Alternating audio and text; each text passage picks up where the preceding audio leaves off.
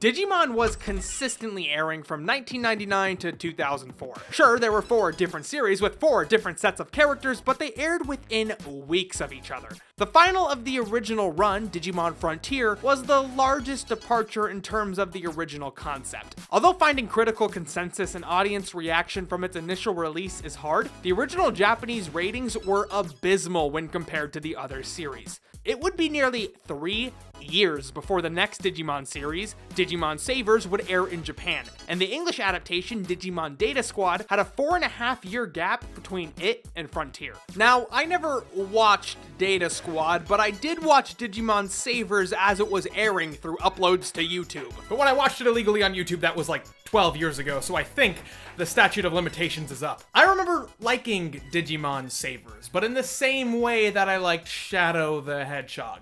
It just felt like a more grown-up version of something that I already liked. But looking back on it, that was very superficial. While doing this Digimon retrospective, Digimon Data Squad, Frontier, and Fusion have all come up as the ones people consider to be the worst. I don't think Digimon Data Squad is good, but the problems it has are totally inoffensive. There aren't major structural issues, boring characters, or boring concepts. It's just kind of soulless. Digimon Data Squad has a slightly older cast than the other Digimon series. The main character, Marcus Damon, is 14 years old and he meets up with an Agumon, the same kind of Digimon from the original series. He's told he'll either have to let Agumon go back to the digital world or join a special government organization called the Data Squad, DATS. More like DAT-ass was edited out of the English dub, am I right, homies? DATS is essentially the Men in Black, but for Digimon. They even have those little memory erasure sticks. They'll receive a call about a Digimon causing trouble or investigate something weird which ends up being caused by a Digimon. Then they have to deal with it by beating it up.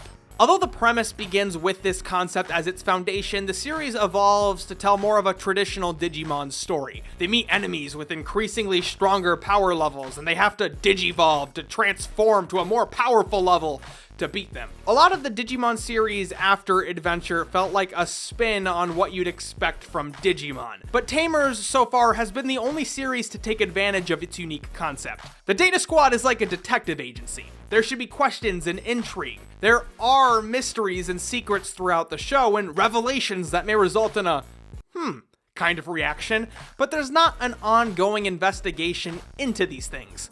Well, at least not on screen. Who killed Laura Palmer wouldn't be interesting if every episode of Twin Peaks didn't involve an investigation into her murder. Digimon Data Squad mentions a mystery, spends enough time to have you forget about it before handing you the answer to a question you forgot you were briefly curious about. Why are Digimon coming into the human world isn't interesting because 1, we've seen it before, and 2, because it's not an answer being actively worked towards in each episode. We learned Marcus's dad went missing in the digital world. Okay, but for that to be shocking, we should have asked about him and wondered where he was before that revelation came. Instead, it's just presented as if it were sort of a fun fact. The Data Squad premise feels abandoned, and although it plays into the plot later on, they literally abandon it. The main cast goes against what the federal government wants and basically have to play by their own rules, which essentially means fighting and no investigating. But Digimon's strength has never, ever been because of the plot, so let's take a look at the characters. I don't know who you are, but you're standing in the middle of my turf. Our main should be wearing goggles character is Marcus. Marcus is an aggressive little lad. Marcus wants to be the world's ultimate fighter, so he goes around challenging everyone and punching Digimon in the face.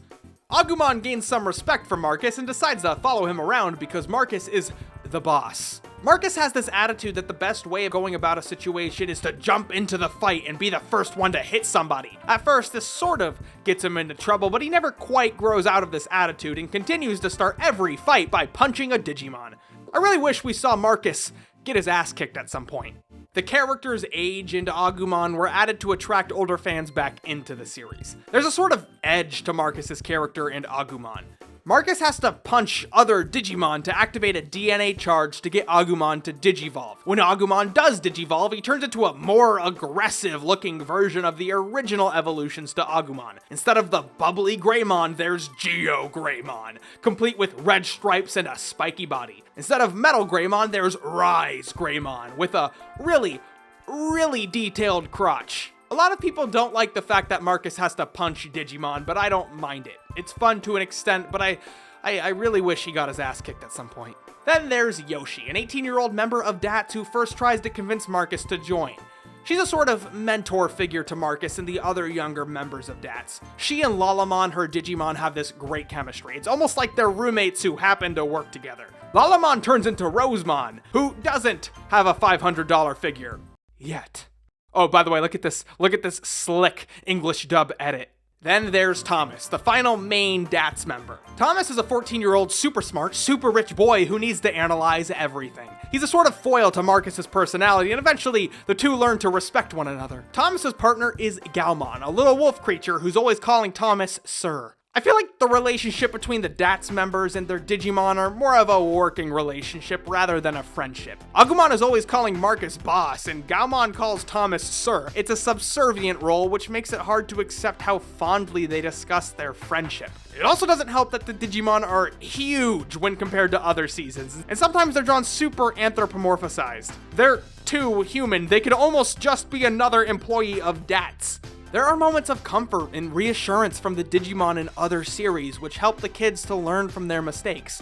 But that is not the case here. It's not a sweet relationship, they're work friends. I don't buy it when they talk about how important their relationship to their Digimon is, because if they didn't directly tell me, I would never know.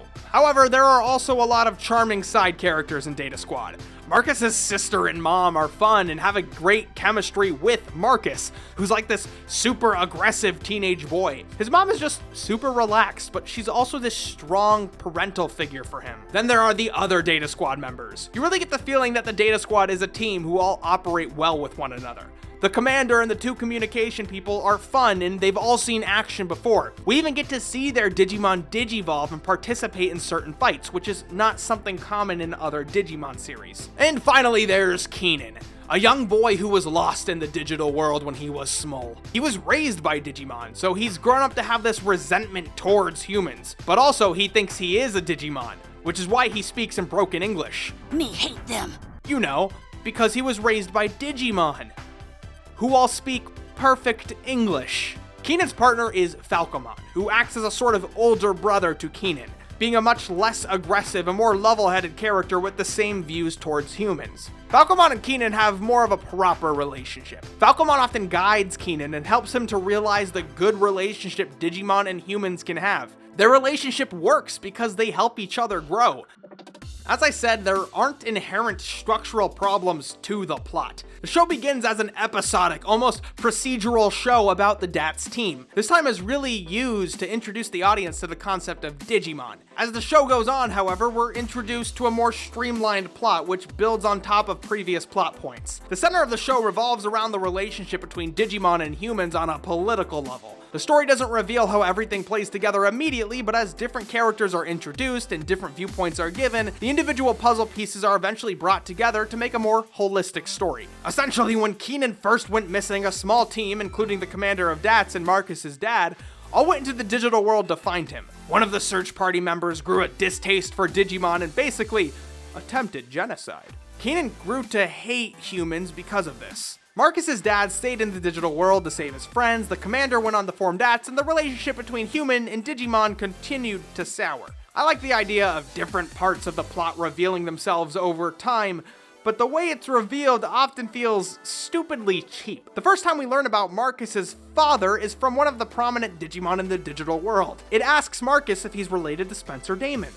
Marcus tries to answer, but the Digimon literally cuts him off and says, "We're done talking." Damon? Is it possible you're Spencer Damon's son? How do you know about my father? I am through talking! Why'd you ask, man? Why'd you ask? Everyone in the show knows about Marcus's dad, his mother, the commander, the villain, but Marcus and the audience doesn't know about him. It's not information the character has to learn, but it's information withheld from him, which makes the revelations feel really unearned. Any of the characters could have decided at any point to reveal this information to him, but they just decided not to until it was dramatically convenient. The plot which eventually unfolds is just this generic story with themes and ideas which are no different than any other Digimon series before it, which is a shame. The idea of the Data Squad is really a unique spin on Digimon. Although the characters are technically teenagers, it often feels like young adults working their first job. But they didn't lean into that too much, just like they didn't lean into the investigative work of DATS too much either. This is a show which should have been intriguing and interesting, but it ends up playing it safe, and because of that, it's only passively interesting. Savers and Data Squad wanted to be Digimon for a teenage audience, but the way it goes about that is through a slightly different coat of paint. The characters are older, they're drawn more realistically, and through superficial means, the story seems somehow darker. I mean, a human villain commits Digimon genocide and then becomes Satan, because that's metal as heck. But when you start diving into the content of the show, it's very shallow. If you take the time, a show like Digimon Tamers can be thought-provoking. It uses darker themes and tones effectively to engage the audience, build tension, and to raise stakes. But Data Squad does it solely to make the show appear cool to adolescent kids who are afraid to admit they still watch a kids show. I mean, it worked on me when I was 11. For the most part, I wasn't bored while watching Digimon Data Squad. The boring moments pass quickly, but I wish I could say more than just, well, I wasn't bored. Digimon Data Squad is the first of these series I've reviewed that just sort of blends in with the rest of Digimon. There's nothing about it that makes it stand out. It's not horrible, it's just kind of there. And hopefully one day I'll have a Rosemon figure and it will just kind of be there on my shelf. Special thanks to Verve for sponsoring this video. Head out to vrv.co/Billiam to receive a 30-day free trial of Verve Premium. Verve Premium offers a great selection of ad-free content from a wide variety of sources, from Crunchyroll to Rooster Teeth, and recently, Verve has added Nick Splat to their awesome lineup. Nick Splat has a great selection of classic Nickelodeon shows, and throughout the month of October, I've been watching episodes of Real Monsters, and Are You Afraid of the Dark? They're just perfect shows to get in sort of a cheesy Halloween spirit. I love cheesy horror and I love horror made for kids, so this month has been awesome watching those two shows. Verve is available on a super wide selection of streaming devices, and its offline sync feature allows you to watch content while you're not connected to the internet, which is super convenient if you're traveling or just don't want to use cell phone data up. Verve is genuinely one of my favorite platforms, so check it out and go to vrv.co/Billiam to receive a 30-day free trial of Verve Premium. Thank you again to Verve for sponsoring this video. If this is your first video of mine, please consider subscribing or going and checking out some of my other videos. You can also check me out on social media on Instagram and Twitter. The links below are down in the description. Other than that, have a good day and I will see you next week.